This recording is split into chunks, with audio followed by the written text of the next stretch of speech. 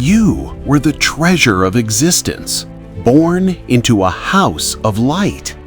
So why have you been lost for so many years in the darkness of repeating suffering? Rumi shows the path of the return. Abandon the mind games and come back to the source of light. If you are tired of the pain, join us step by step to reclaim your true identity.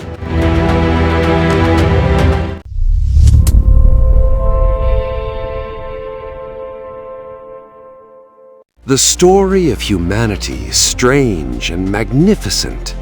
You entered this world as the treasure of existence in a house of light.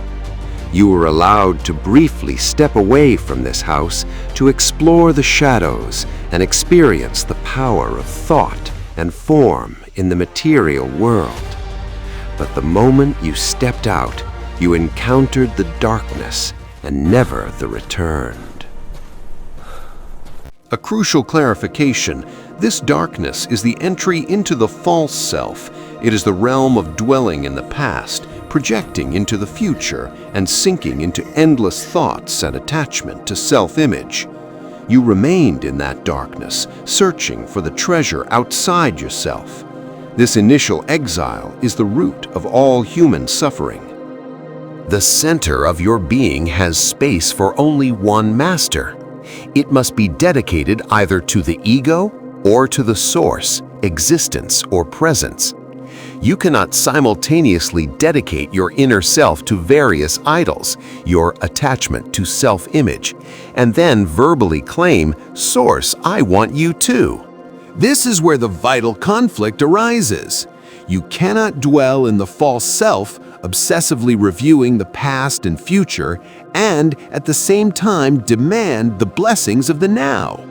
You cannot say, "I want my addiction to thoughts and the peace of absolute presence." The path to the house of light is utterly simple.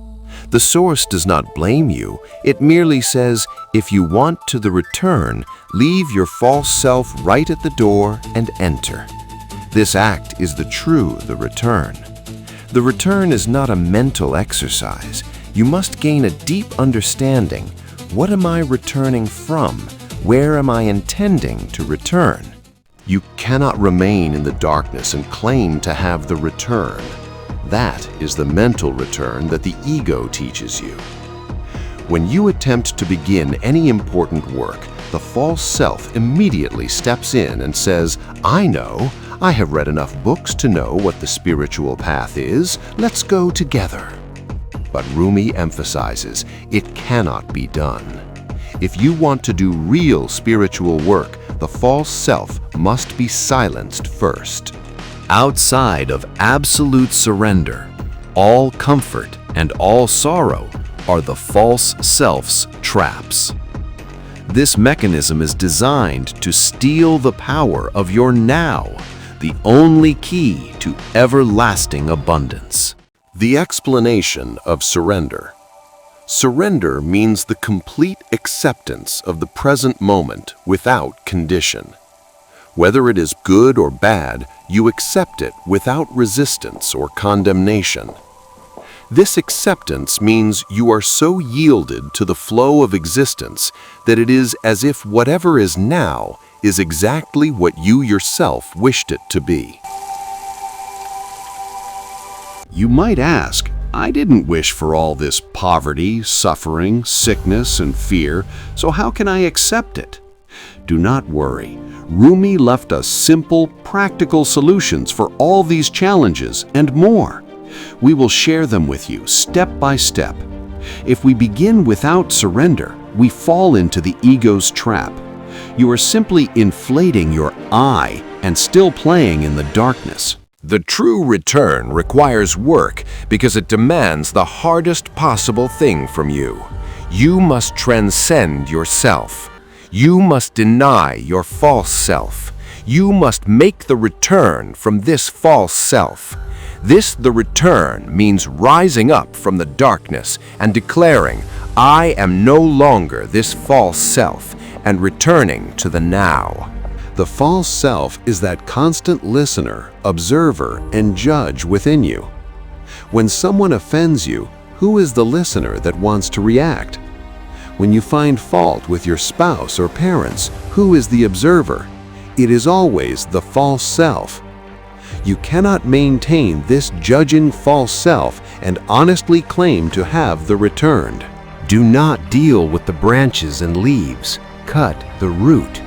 What keeps you in the darkness is your very own false self.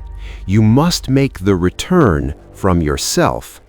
The question is, what quality within us is homogeneous with the source?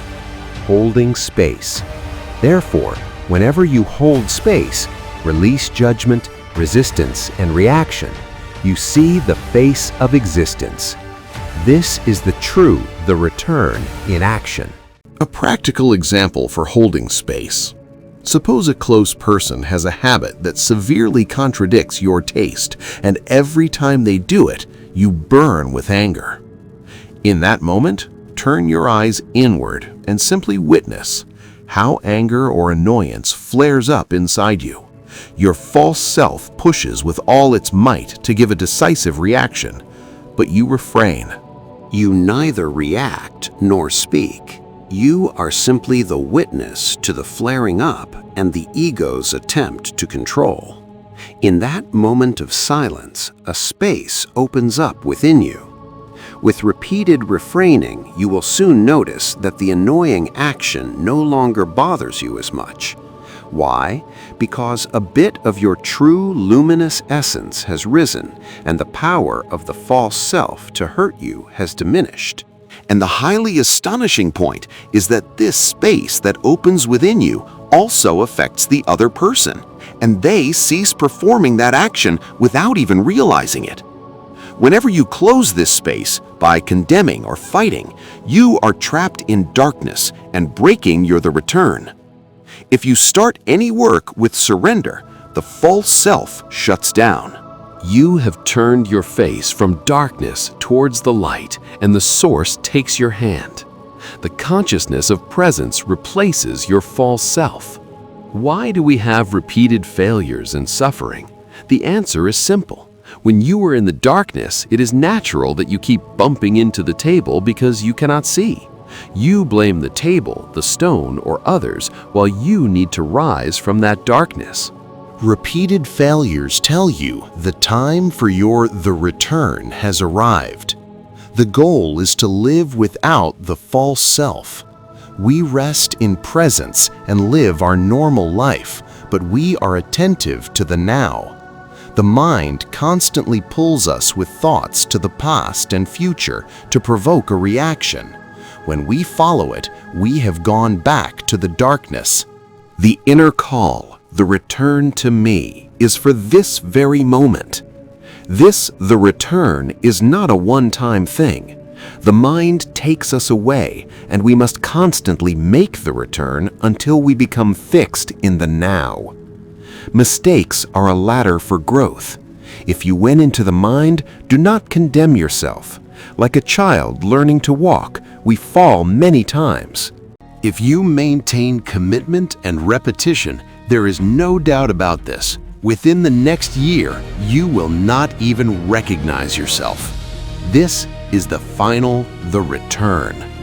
Did you know Rumi has an astonishing story about the right way to the return, from darkness to light?